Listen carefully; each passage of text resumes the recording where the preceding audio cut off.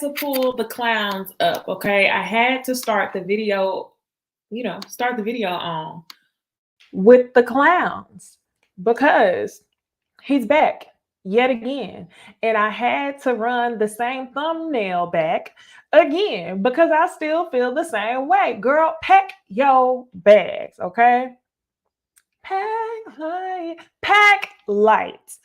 Girl, I hope y'all were here last week because that's when I went on a tangent about Katina and Olajuwon because I was just really feeling vindicated because I told y'all that he was very much giving abusive behavior. I ain't told you so. So yeah, I was feeling good last week. And today I'm not drinking my wine, I'm drinking my water because that's pretty much all that episode was giving. I watched it twice actually. Y'all know it is so hard to watch the full 2 hours, especially when they don't be giving nothing. I missed Chris, okay? I miss having somebody to really, really like on this show. But today, since the episode wasn't really given and I haven't talked to y'all in a week, y'all don't understand, okay? This is a community. Y'all are my friends, okay? I'll be missing talking to y'all about the shows. On Sunday, we didn't get Ready to Love. We didn't get Ladies Who List because that show ended. Candy and the Gang came on Sunday, but honestly, y'all, it was good, but I didn't really feel like talking about it. So I'm happy to be talking to y'all today about Married at First Sight. I'll also catch y'all tonight for Ooh Ladies First Panel. We'll be on Jamie That's Me's channel. So if y'all want to talk, all night long, because if it's one day that I'm going to be on YouTube all day long, it's going to be on Thursday, starting around 5. We do Married at First Sight. We do Ooh Ladies First Panel. And then I'll see y'all on Sunday. Not this Sunday, though. So I told y'all I will update y'all because we're friends. And at the beginning of the video, I talk to my friends. And if you're not a friend and you're watching this on playback and you just want to get to review, then go on and skip ahead, okay? But because we're friends, I have been updating y'all on my life somewhat, okay? I did my first little story time, which was interesting, but I'm speaking in terms of the wedding. So your girl's getting married in 23 days. I have events coming up where I won't be able to have brunch with y'all on Sunday. So this Sunday, I'll have something to do. So we'll actually talk about Ready to Love on Monday. So that'll be cool because then we can actually do Ready to Love and Candy and the Gang in one video. So don't look out for me on Sunday. Look out for me on Monday. So you get me today, you get me on Monday. Okay? All right. Another fun thing that I really want to do with y'all today, because like I said, the episode was giving lukewarm water. It was giving room temperature water. I would love for y'all to call in. And if you want to show your face, that would be even better. But if you don't, that's fine. I know y'all. I know your username. I want y'all to call in. We're going to talk about this episode. And then we'll also talk about just the season as a whole, okay? It's something about the editing. It's something about the editing that's deceiving and kind of annoying because the fact that Michael still wants to try with Jasmina is beyond me.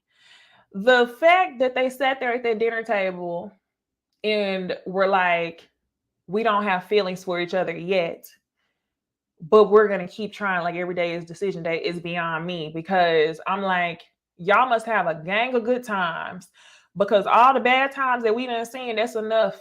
I've had enough of Jasmina, okay? And then the fact that Katina wanted to pull up to the dinner to see some drama and then her missing some marbles ass husband pulled the drama out on her ass is beyond me. The fact that Olajuwon simply said that he was feeling his wife, not that he was in love with her. The fact that he said he was feeling his wife and Katina felt some sort of gratitude from that is beyond me. Okay. So we're going to get into it. I'm about to drop the link for y'all to call in, but let me go ahead and read the comments. Now we're a good 5 minutes into the intro. Oh, thank you so much. Ryan said Love and Marriage Huntsville is coming back. Ah, I forgot. I'm so excited. Love and Marriage Huntsville is coming back. Y'all, we're going to be on YouTube for a minute on Monday. We're going to have Ready to Love, Candy and the Gang, Love and Marriage Huntsville. Yes, okay? All right. So let me go ahead and read through the comments. Hey, friends. I see everybody. Sierra, Shar was here first, Kishwar, and I'm just going through some of them. Hey, J-Dub, y'all check out his channel as well. #1 commenter on YouTube. Thank you so much, Gwen. Yeah, Brittany Mon, she says, oh, has her drained watching him act like a fool. Girl, something about that scene with Olajuwon was given, what is that? Diary of a Mad Black Woman. You know, with the abusive husband, how he would just, the bald head man who everybody hate, even though he was just playing a character. That's how I was feeling about Olajuwon when I saw him try to like publicly embarrass her. Thank you so much, Mike. Whenever I saw him try to publicly embarrass her, I was like, this is giving abuse. This is giving, I'm gonna wait and reprimand you in front of everyone. Thank you so much, Kenya. I missed y'all. It was giving psychotic. I'm sorry. Welcome. Y'all, did I even do my thing? I don't even think I did my thing. I just started talking, okay? I'm gonna do my little intro thing. And then I'm gonna play like the video, and we can go ahead and get on to the getting on. Y'all look in the comment section because I'm gonna have the link for y'all to call in because the episode was so dry that I could not possibly talk about this by myself, okay? So I'm gonna play like the video, and then we'll do our intro, and then we'll talk about Noi and Unemployed.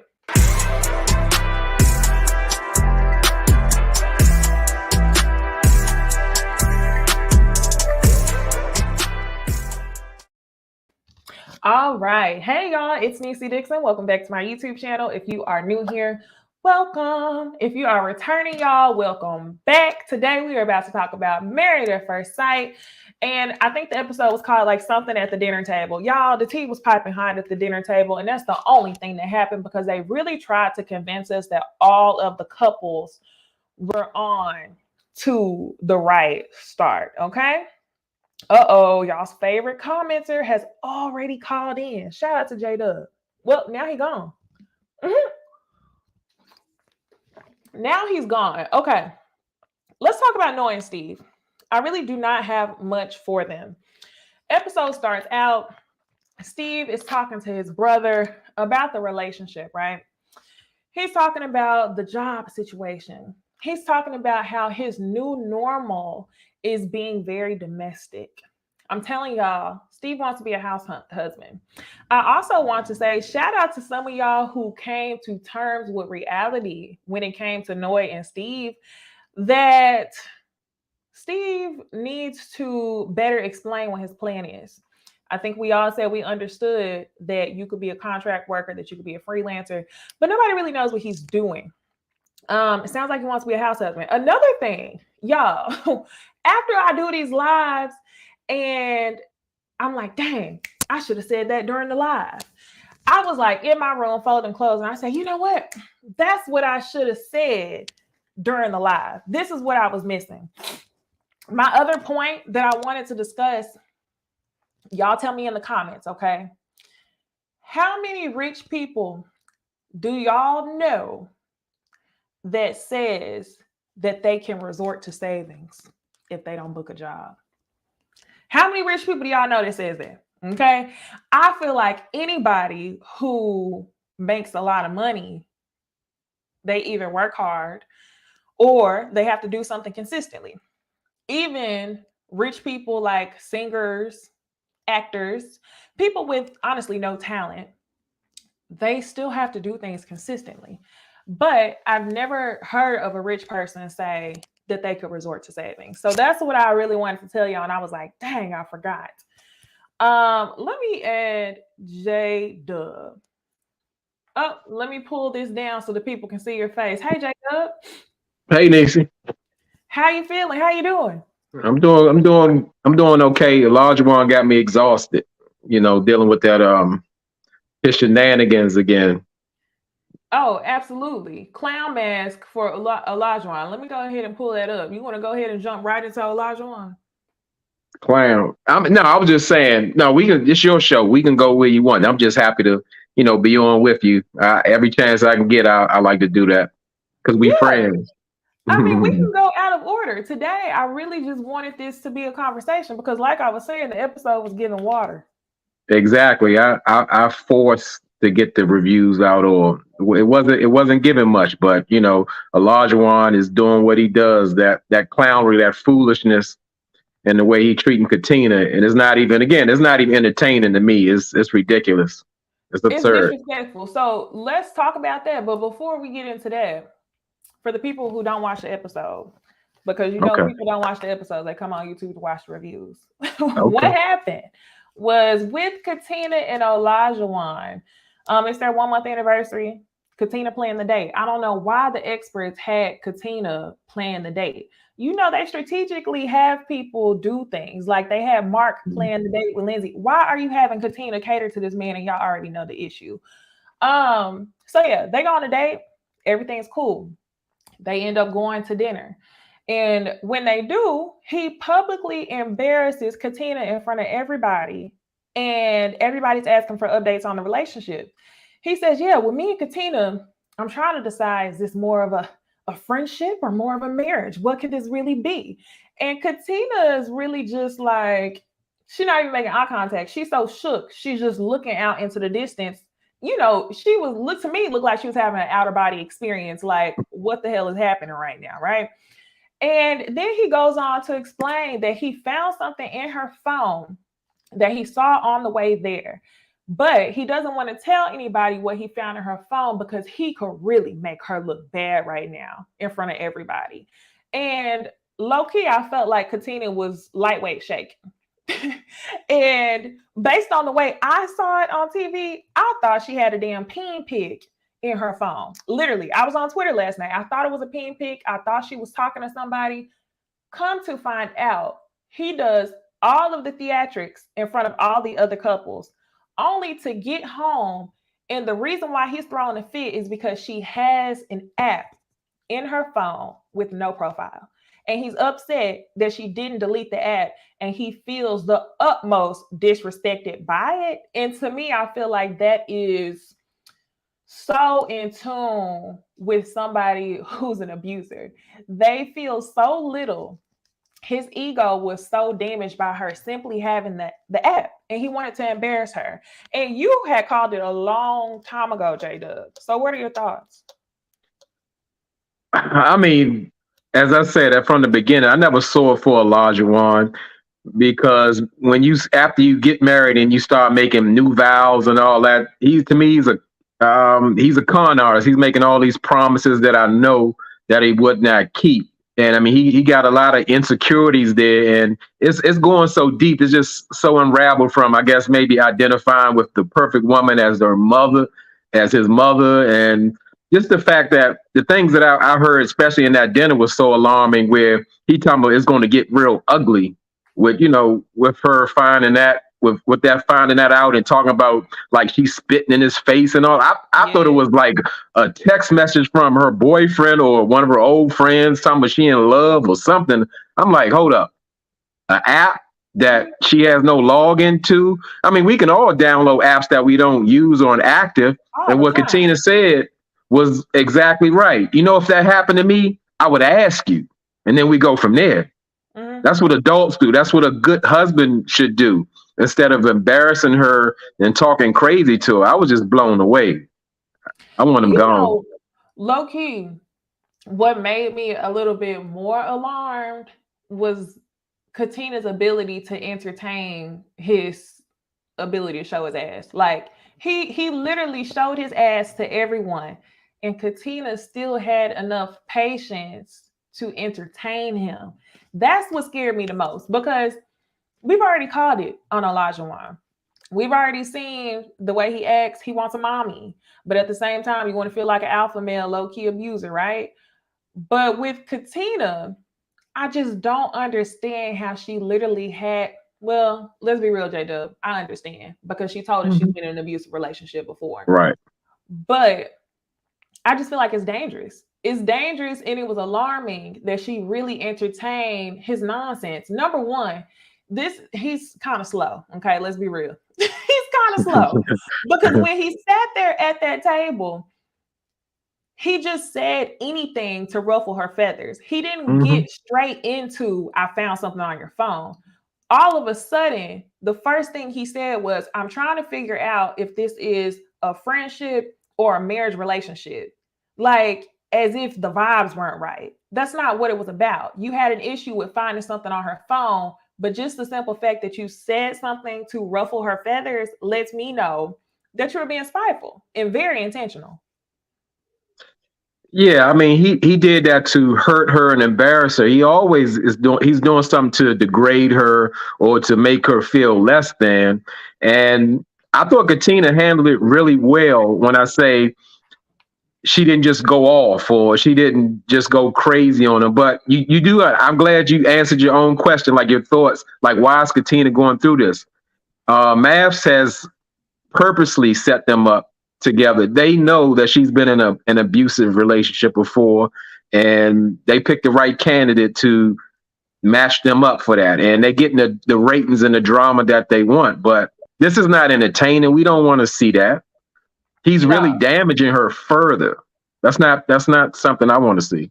it is. And the thing is, I start to think about it every week that I come on here to talk about Olajuwon and Katina because I know that the things that people are saying is only going to drive her closer to him until it gets to Mhm. a point to where she can't take it anymore. The other thing I noticed, I watched the after show. After show was not given. Did you watch the after show? I catch them here and there. I didn't catch the one where they were talking about like the alliance that Olajuwon has with Lindsay and Mark.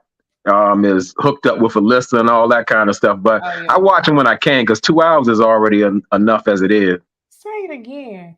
So on the after show, they had a special guest from the Bald and the Beautiful podcast, the one with Kevin and Kev on stage and his wife. Right. And I mean, I didn't enjoy it only because I feel like the guest host was not being real. It was Jasmina, Katina, and I forgot her name. I wish I remembered it, but she's from that podcast. And I feel like the level of enablement that came from Jasmina and the special guest was just ridiculous.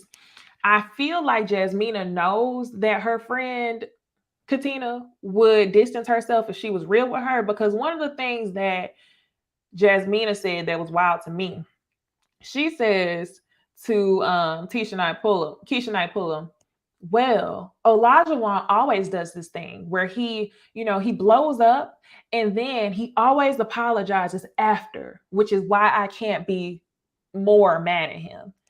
And to me, I was like, Jasmina, you know firsthand, Jasmina, you know firsthand what it's like to be in a toxic household, whether you or your mama want to say it. But how is it okay just because he apologizes immediately after? That's you consenting in his level of abuse. Even though it's not physical, people just want to co-sign it because it's not physical, it's emotional and it's mental. Yeah, and what people can forget, or if they never experienced it or they dealing with it, emotional abuse in some cases can be worse than physical abuse. It's so much Right. longer lasting. Like you're dealing with someone that's chipping at your self esteem, and yeah, that could carry you into any other relationship.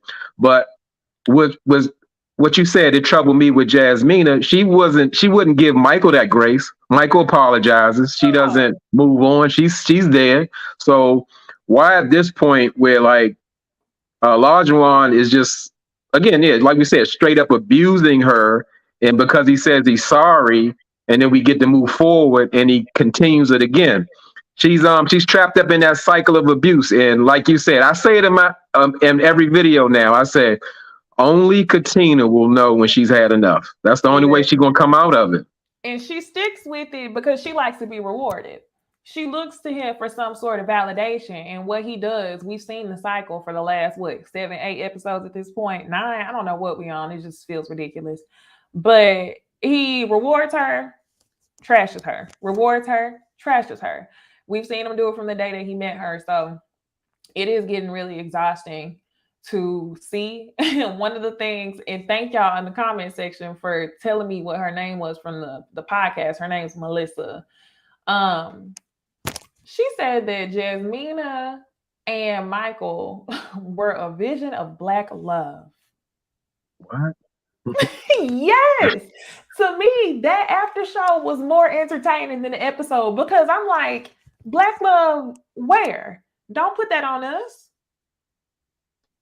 Oh, they don't want anybody to come on the show that's real and that really will give it to them or hold them accountable. I see that right now, and I didn't see it, but just to hear that. But that's what they're doing for those who don't know what Black love. Even some Black people don't know what Black love is, but they're portraying us in such a manner where it is just so ridiculously negative. I mean, that's what our Black men will do, treat their wives like that, who they can't manage their anger and emotions. And we got one guy who's so he's been traumatized throughout his whole life, and he can't, I guess, step up and be the husband that he's supposed to be or that he wants to be.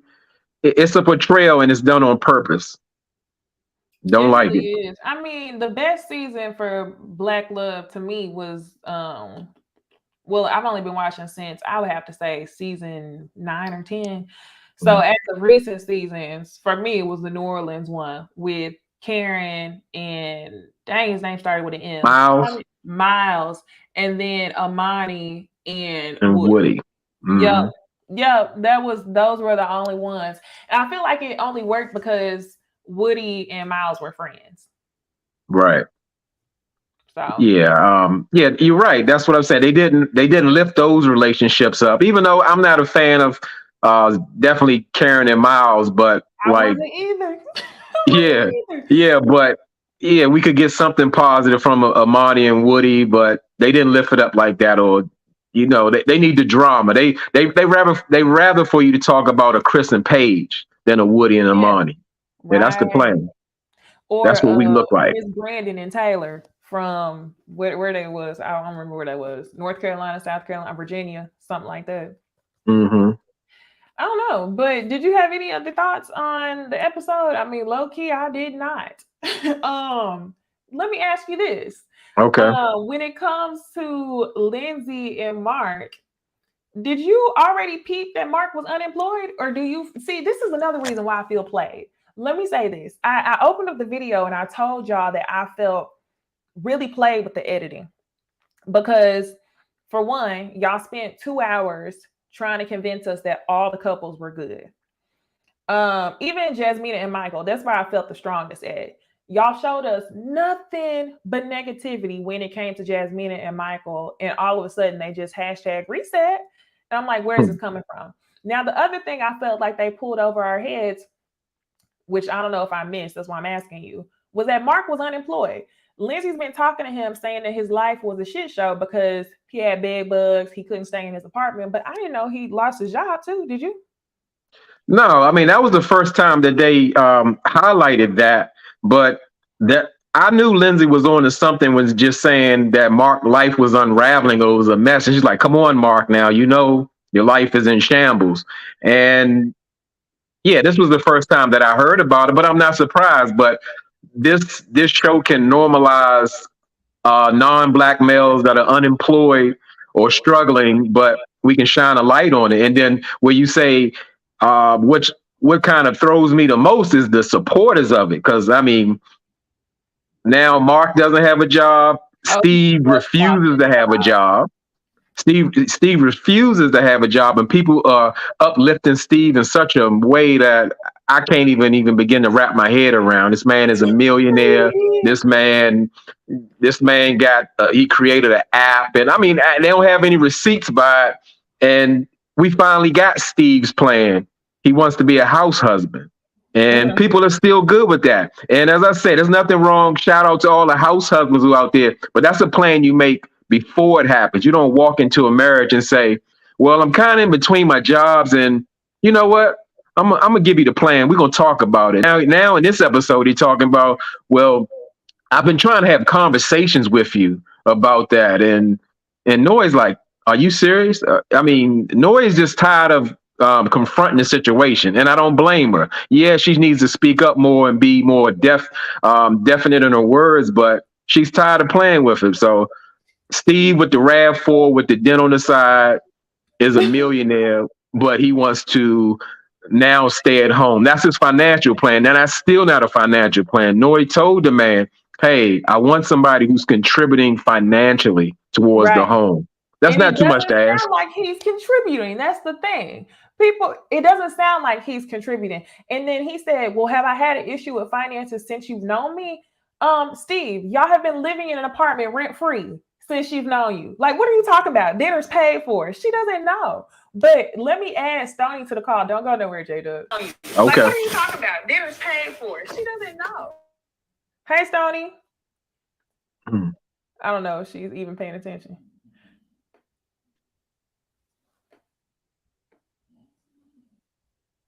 Mute. I think she was getting the echo the same way I was doing. Okay. So. Are you on now? Mute. Oh, okay. I think she was getting the echo the same way I was. Make sure if you're watching us on something else, make sure you turn that volume off. Hi. Make sure if you're watching. Okay.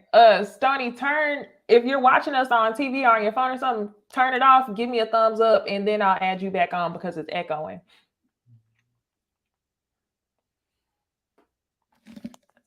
I was on here. Okay. Hi. Okay. I was waiting for the echo. Hey. Hi, everybody. Hi, Necey. I think you look beautiful. Hi, J-Dub. Thank you. Hi, Stoney. You too. Your edge is laid. Thank you. All right. So I'm sorry. Did you ask me something before I got up here? It was like completely off. I didn't. I just went ahead and added you to the conversation. We were just talking about Steve and how everyone assumes that he's a millionaire with no receipts. Pretty much everything about the show. Because like I was saying, the episode is giving water. So what were your general thoughts? Very much so dry. I just feel like I understand he wants to have like some confidentiality with that. But at the same time, you're already married. Like, why is this girl still asking the same question? If you're already married, you can go ahead and all the other couples, I'm assuming, have opened up about their financial situation. So why is he still holding on to that? Like, if you have the resources that you say you have, what are you hiding? Like savings, I'm sorry. Keep on putting in that savings. Where are the other businesses? Where are the other, savings accounts? Where are the other things that you have other than a savings account? Like, it's not adding up to me. No, it's not adding up at all. And what I think is interesting is we know that the couples have conversations without the cameras around. That's whenever Olajuwon and Katina got into the argument and he cussed her ass out. And then they showed the replay. And then even last season with Mirla and Gil, Mirla found out that Gil's finances wasn't really what he said it was or something like that. But that was definitely something that played out when the cameras aren't around. So what I want to know is, why is everybody continuing to make up excuses for Steve? Another thing, he never told us how much money he had. He never told anybody I'm rich. He just simply said that money was not a priority to him. Well, nobody wants Steve's bank statements. What Noy wants is the financial plan. And as a husband, he's supposed to provide that. There shouldn't be any ifs, ands, or buts about it. But as I said, Noy is non-confrontational, so she's not going to demand the answer. And she's grown. She's getting tired of it, and she's going to be done. And I know at this point, she's going to say no unless Steve brings out the proof. Everything else is fine. But in this episode, she said, hey, love isn't enough. Right. You think that she's going to say no? Absolutely. Unless he shares the plan. Because again, you got to understand, they did this on purpose. They triggered Noy with someone who doesn't want to work. Noy used to live outside. Steve wants to live outside. She wants stability, and rightfully so, for her children. They say, well, oh, Steve doesn't have to, I guess, maybe respond to her triggers, but he does have to reassure her as a good husband that, hey, I don't have to show you my bank account, but I can let you know what I will contribute to monthly for these finances. And that's all she's asking. She's not asking to get a rundown of his finances, Right. but he won't provide that. And he's such a communicative husband all around about everything else. He's so level-headed. He's quick to apologize and everything. But now we It's like talk about the money. He got lumps in his throat. He can't speak. He's getting pale. He's hiding something. something. Right. I wanted to get your opinions on what you guys thought about. I didn't want this to become like the Olajuwon and Katina show. And I mean, again, that's all it was. That's what last night was, so it's fine. yeah, but I wanted to know what you guys thought about like when he kind of put his arm out for her after he like literally went into her. I was like, what am I watching? Because it's getting very disrespectful. I'm not entertained. I'm getting mad. I said, did he just put his arm out? Katina, whoa. Yes. Whoa. I'm so glad that you brought that up because I almost forgot that he did that. That part to me was the icing on the cake. That part to me was just like, okay, I punished you in front of everybody. I bent you over and spanked your ass in front of everybody. Let's go home now. You know what it is. Let's go home. Oh, that part enraged me, literally.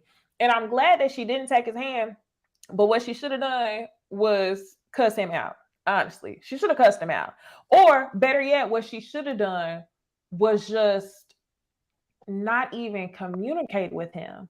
That's the part that frustrated me, was that I knew that she wasn't gone because she was still entertaining his foolishness. She still felt the need to explain herself in a frantic way. And he knew he had her frantic, and him just playing it cool, like, come on, let's go home, was very much trying to show I'm dominant. I just showed your ass. Get in line. Let's go home. Disgusted. Embarrassing. Yeah, that's a part of that Dr. Jekyll, Mr. Hyde that she was talking about. He called himself being like a gentleman to his wife. And let's go ahead home, even though she was sick to her stomach by the insinuating allegations against her that she still didn't know about. So that's what he does. I mean, he beats her down, lifts her up, compliments her, but insults her at the same time. I mean, that's a part of all that game plan in which they told her the day of the wedding. That's a grooming process. And he got right to it. He got right to it. And I think the negging that he does to her, like, I don't understand how she's not standing up for herself. And like, it's hard to watch it from like a standpoint of guys like this are the ones that we kind of try to stay away from. And she is just with him. And it's just so bothersome to me because I'm like, this show is not funny anymore. Like, it's not cute. It's actually like hurting my heart for her because I'm like, he just does this thing, that negging, that positive reinforcement, negative reinforcement, constant roller coaster of it that has her in this whirlwind. And I'm like, why are you still here? Like, please just break free from him. It just drives me crazy. I don't get it. Yeah, we just finished talking about that. She's wrapped up in that cycle of abuse. It's all a part of his game plan. And I mean, he's going with it strong. So at this point, she's no longer focused on herself at all. She just wants to please him. And that's what it's all about. Make up to break up, back and forth. How can I gain your love? And now she's been graduated to a level of I'm feeling you. He liked her at first, but now he's feeling her. Right. Yeah. Thank you, Naturally Mark, for the super chat. She said, I was waiting for Katina to cuss out Lindsay for calling her a B. Olajuwon is giving us Jose. Say it again, girl. Lindsay was taking me out when she was like, you love this bitch right here. And this bitch was like, Lindsay, okay, but okay, let's talk about this. Did y'all notice that the same way that Olajuwon exposed Katina at the table in front of everybody, I almost thought that Lindsay was going to do that first, only because when Mark started praising her, Mark is also in a cycle. I don't know He if it is. really looks like abuse, but Mark is in a cycle of not wanting to be the bad guy. He doesn't live to please Lindsay like Katina lives to please Olajuwon. He's in a cycle of not wanting to be the bad guy. So he says how he feels a little bit, or he tries to make her feel bad for how somebody else feels because he's projecting. And then once she gets sad, like a badass kid, because I told y'all, I really believe Lindsay was a bratty ass kid that turned into an adult with no type of structure. So once he tells her how he feels, she gets upset. And then all of a sudden, he builds her back up. You deserve the best. You do this. I only want to make you happy. And I'm like, where did this come from, Mark? So I almost thought that Lindsay was going to do that to him today, because after a whole episode of them being good, she says at the table in front of everybody, once Mark praises her, she then says, well, I kind of had, what she say? She said, I had some whippings or some whiplash from him. She started talking about him in a negative way amongst the table.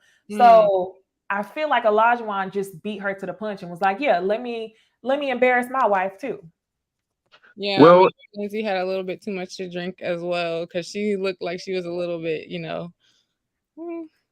I don't know if I'm allowed to say that up here. You can say drunk, yeah. She was looking. like you said, oh, I'm sorry. You go ahead. No, it's fine. It's an abuse on another level. Lindsay is abusive with that tongue. I mean, in such a way, she's going to cut you down with those snide comments. What blew me away at the table is when, like, she's patting on Mark, and Mark is resisting, like, no, don't do that. Don't do it. I'm not a child. I'm a man. And Lindsay said, like, we don't know fully if you a man or not. And everybody at the table laughing and dying. She just humiliated that man. She continues to emasculate him because he's an easy target. She enjoys humiliating them, even back with the little, I guess, the intimacy little box that they got. She made him put on those candy made thongs and put the ball gag in his mouth, even though he didn't want to do any of it, because Marco just go along with it. He's easy. She can run all over him. And her father warned everybody long time ago, hey, Mark, you ever wrestle with an alligator? You grab him by the tail? What you think gonna happen? He said her tongue is lethal, and she's proven it right every time. And I think the fact that he needed her in such a volatile situation did not add to their dynamic at all. Like, she seems like definitely the kind of person who was going to use that anytime she can to make him feel bad about himself when nothing else is working. Like, I just feel like, I don't know if they'll make it after the show, but they might stay married. I'm not sure. I think if they break up, it's going to be Lindsay's call, not Mark's call, because Mark cannot possibly live with being looked at as the bad guy. Mark will never, ever, ever, ever choose himself in a relationship. And I don't care what type of relationship that is, because from day one, you remember whenever he told his mom he was getting married or something, and she talked to him on the phone like a damn fool. And then you had the landlord lady like a mom too, and she just kicked you out the house and no longer wanted to hear from you anymore. Mark will never, ever choose himself in a relationship. And I feel like if they're not together, it's only because of Lindsay. Wanted to ask this question. This question popped up in my mind though. So again, appreciate y'all for calling in, because this episode was so damn dry. I was like, I don't even know what I'm gonna talk about. But I know when it comes to Katina and Olajuwon, let's go like 2 episodes back. Remember whenever they got into an argument because she didn't sweep the floor or something like that after people left, and he said something like, all you do is give me shit, or you stress me, and you're supposed to do whatever. Y'all remember what he said along those lines?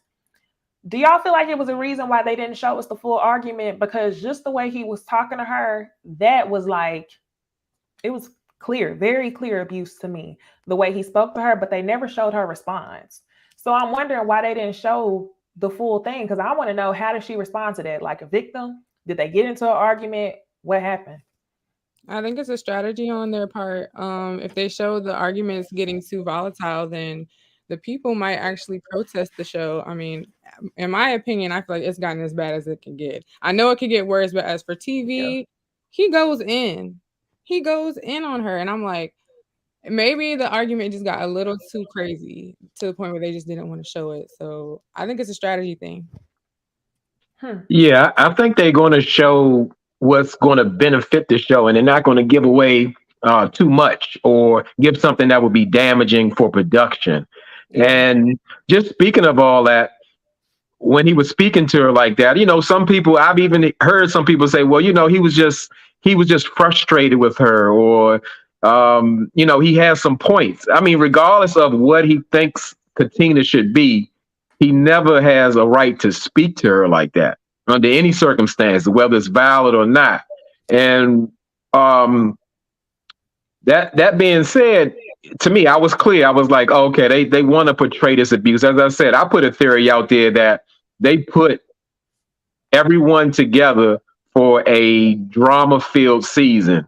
Mark had an issue with his one love in life, who was a drinker, and would get real nasty with him when she drinks. Okay, we got Lindsay. We haven't quoted her, or we haven't confirmed that she's a drinker, but whoever admits that they drink too much, they don't. On episode 1, J-Dub, when she drank a whole bottle of champagne before the wedding, not at the reception.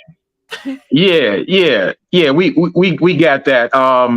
The same way Jasmina wants a man that's emotionally available, so we get the least amount of man that could ever be emotionally available because he's plagued by trauma.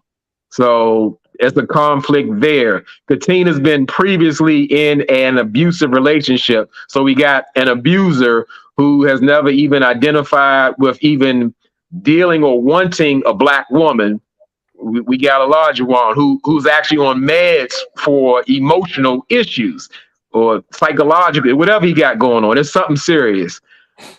I mean, it just we're looking at Noi, who lived outside in a refugee camp and is plagued by poverty and knowing that she could never go back. But now she has a husband who does not even want to contribute financially at all. These things are set up for the perfect storm.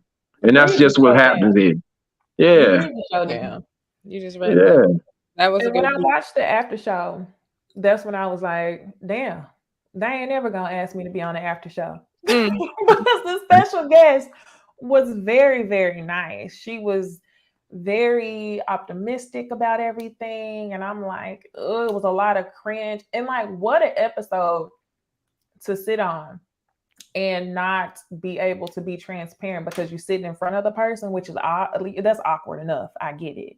But to not really raise any concern for Jasmina to co-sign and say it's okay because he apologized after, J-Dub, I think you pretty much just wrapped up the entire premise of the show was for drama. I feel like they got a kick out of Chris and Paige, and ever since then, it's just been a damn mess. Because all before long, I feel like it wasn't that bad.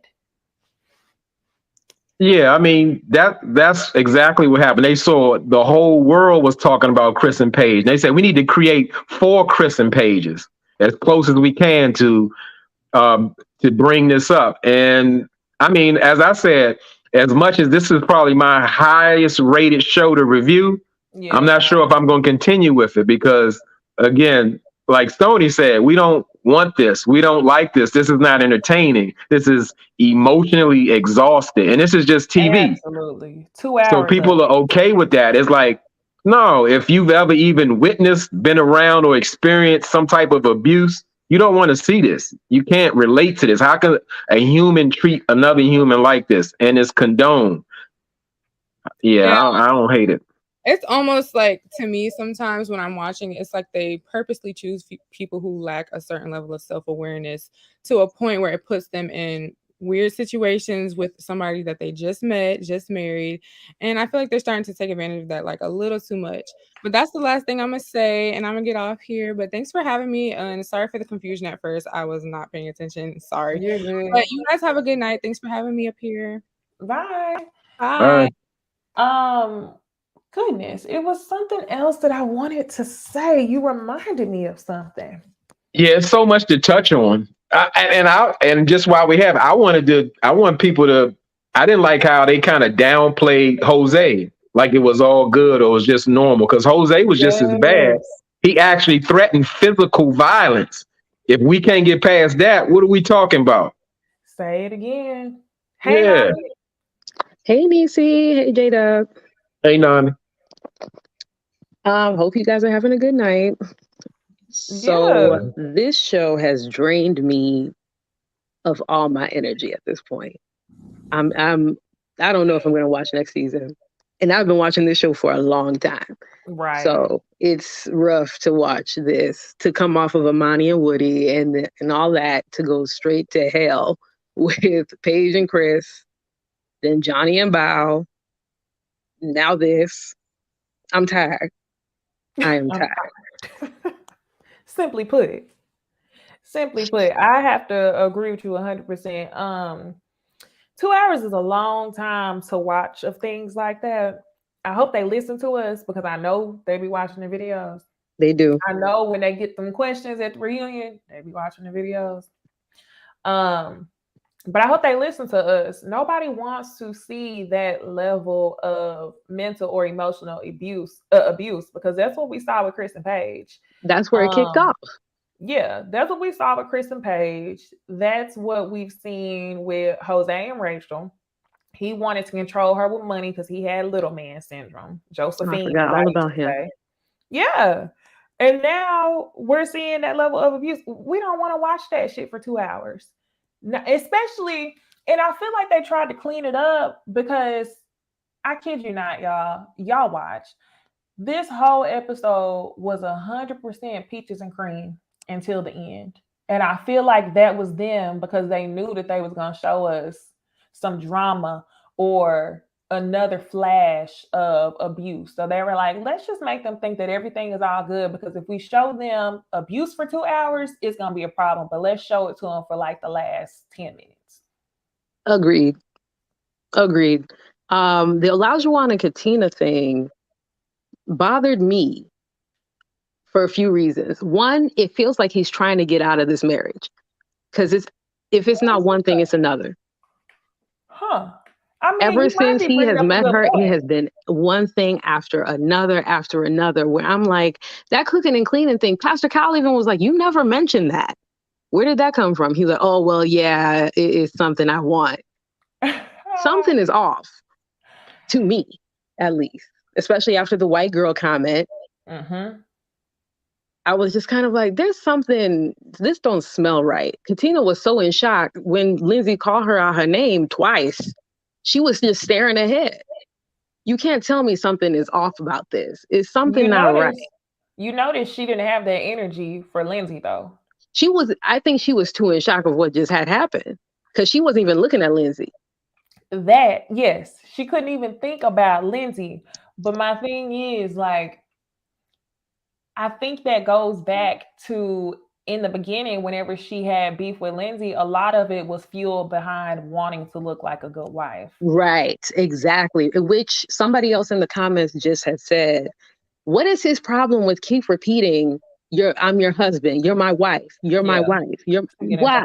Nigga, we're watching the show. We know that she is your wife. I feel like he thinks he's in a movie, just like how Johnny seemed to think that he was in a movie. They want it a certain way. I want to know where he learned where marriage was from, or like, why does he have such a rigid look on what marriage is supposed to look like? I don't get it, but I suppose Katina's not speaking up for herself, and it's sad. It's really sad. I don't know if I can keep watching this. I don't. Yeah, it's a part of the molding process. He's breaking it down, and now he's creating the new Katina. And he always has a bar for her, but it's going to continue to move. As it was told now, he was pressing her with cooking and cleaning, but it wasn't really about that. It's about her wanting to please him. Because like when Katina gave the little movie party with the cold popcorn and the Skittles and everything, that was all that he ever wanted. That's all he ever asked for. And he's grooming her for her to please him. And that's exactly what's happening. Hey, just make sure you don't forget about what you want. Always look for what I want. Do what I say and just go along with the program and you'll be fine. Right, exactly. Even Necey, what you said, like you think that production had her set that up. I don't. I personally think that she did that. Because she's been Really? trying to romance this man for how many episodes now? I absolutely think that she was the one who was like, no, I want to do this for him. Somebody also said in the after party, she said she tried to apologize to him for what Yeah, I saw happened. that.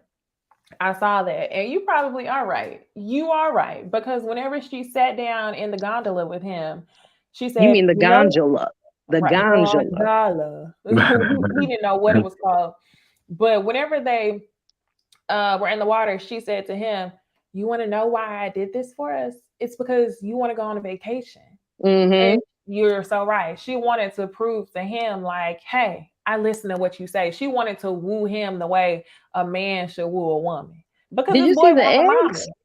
Did you see the eggs at the bottom of the pan? No Yeah, grease. most of the eggs was in the pan, burnt up. Oh my God. I was Yeah, like, she is more really than half. trying.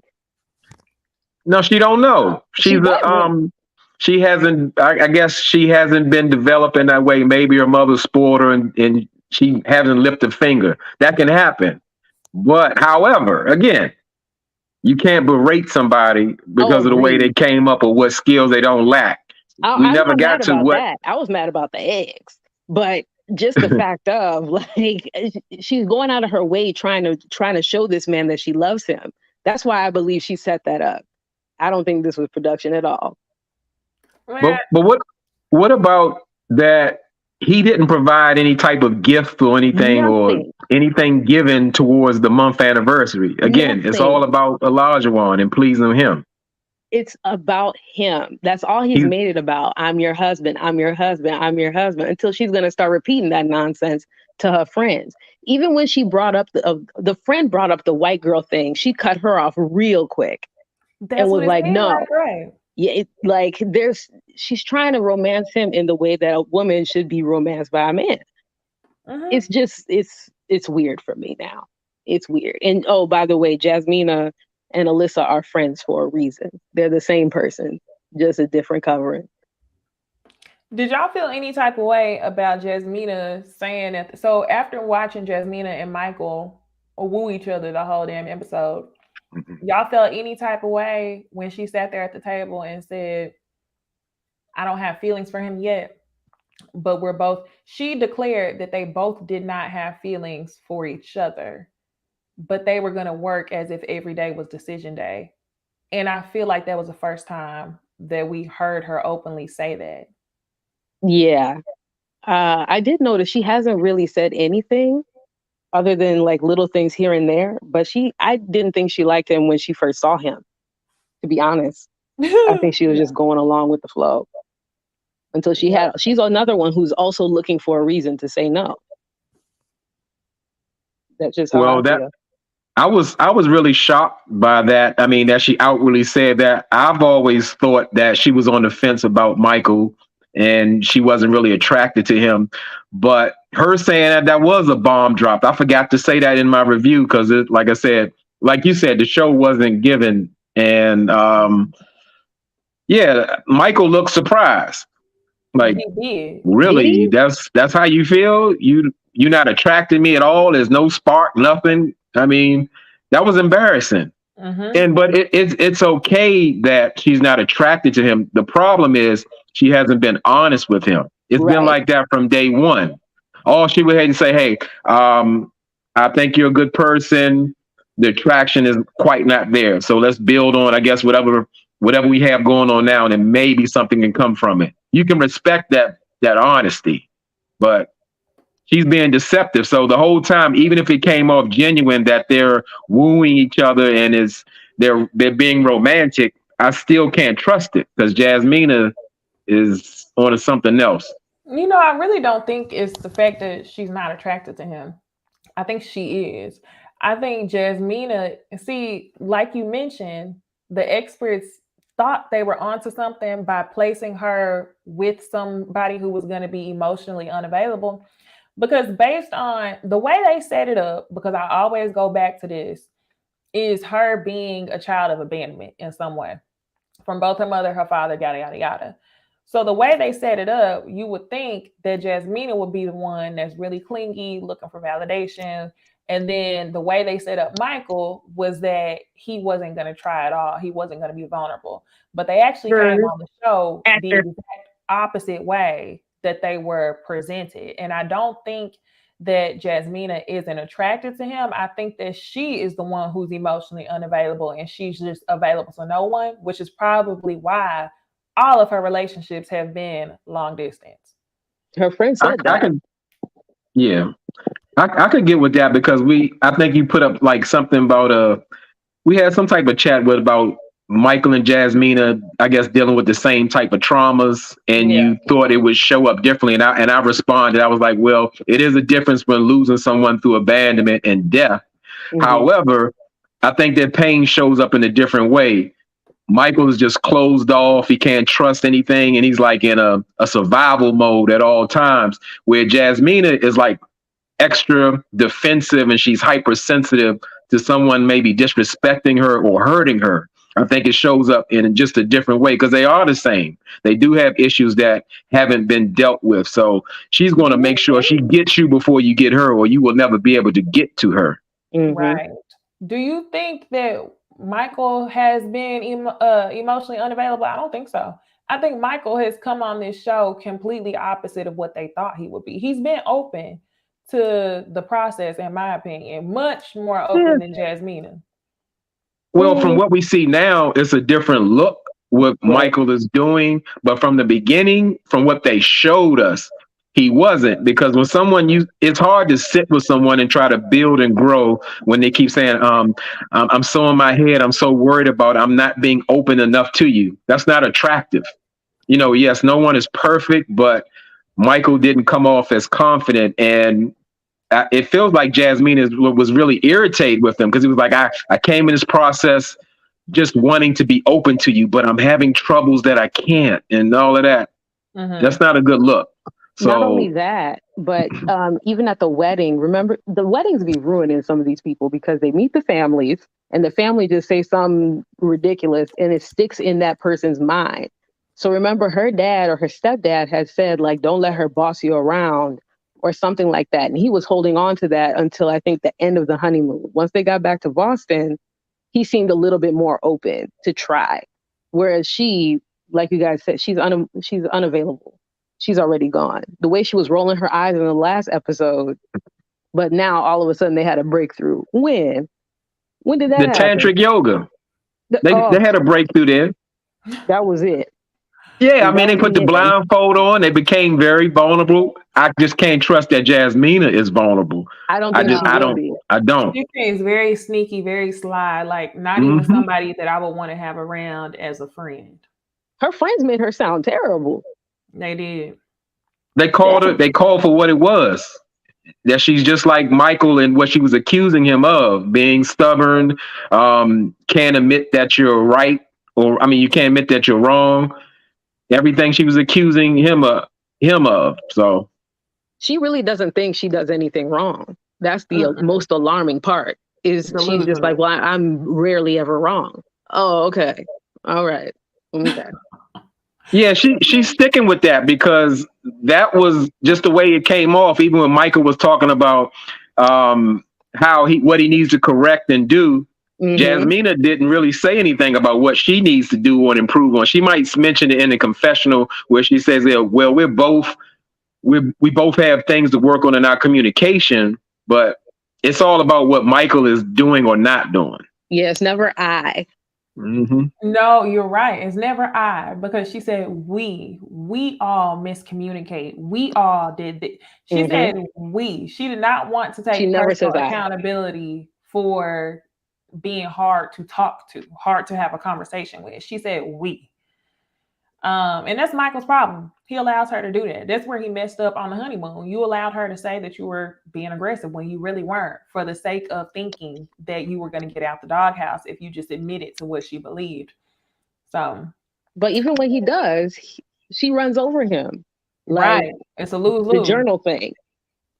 Didn't even let him finish. Like, well, I don't need to do that. You need to do that. Why do I need to do that? You have the problems with the communication, not me. It's always something. He can't even get a word out. Him and Mark. Lord have mercy. Well, it was his assignment, but he was only trying to be something positive. But everybody knows. I see. Shout out to Naturally Mar in the chat when she's saying, "Oh, you giving up on Jasmina?" Yes, everybody knows I was the biggest fan of the Caribbean Amazonian goddess, but her attitude is so nasty and filthy. I can't back her any longer. It's ridiculous. No matter how she looks, that's not to be tolerated. Don't do that to my sign. No. Aquarius we are hard to love. We are, but we love you if we love you. If we don't like you, you'll know. And I know Jasmina does not like that man. She don't. That's too funny. It's okay. Well, I'm signing off now. Thank you guys so much for having me. I appreciate it. Thank you. Bye. All right. All right. Well, J-Dub, I appreciate you for coming on. I don't know if I could have done this review without you. Oh, this is our first collab, is what it feels like. And that's exactly what it feels like when you know first. And while I get to say it, because you never know when you don't get to say something. First, I just want to thank you. I don't know if I ever said it, but thank you so much for always supporting my channel when you didn't have to. And I appreciate that. And yes, this was a great collab, and it really works. We need to put me on one of your panels or something, but I'm always open to work for it. This was a good time, for real. See, and you supported mine. Thank you so much for the super chat, Renika. But you supported mine. You were in my comments literally how many? I probably had like 2,000, something like that, subscribers. Me and Sakina both. You keep the conversation going. I really appreciate it. But yeah, tell the people where to find you. Well, it's me. It's J-Dub, YouTube's #1 commenter. I'm pretty much everywhere. Well, you always find me in the comments of my favorite YouTubers who I support, because I only support the real. If you see me in somebody's chat, that means I believe in what they're doing. And you can even check out one of my first beginning reviews of, I put the greats, and Necey Dixon is definitely one of the greats, one of the most well-rounded YouTubers in the business. She sees it from all sides. And she'll admit, she's not like Jasmina. She'll admit when she's wrong. Very true, because I've had to do it before, okay? And you're not afraid to come in the comments and be like, now friend. Yep. So, with that being said, y'all, I appreciate y'all watching the video. Go check out J-Dub's channel. I will see y'all tonight on Ooh Ladies First panel on Jamie That's Me's channel. And then no Sunday brunch. So I will see y'all on Monday to review 3 shows. So y'all wish me luck, and y'all have a good night. Bye.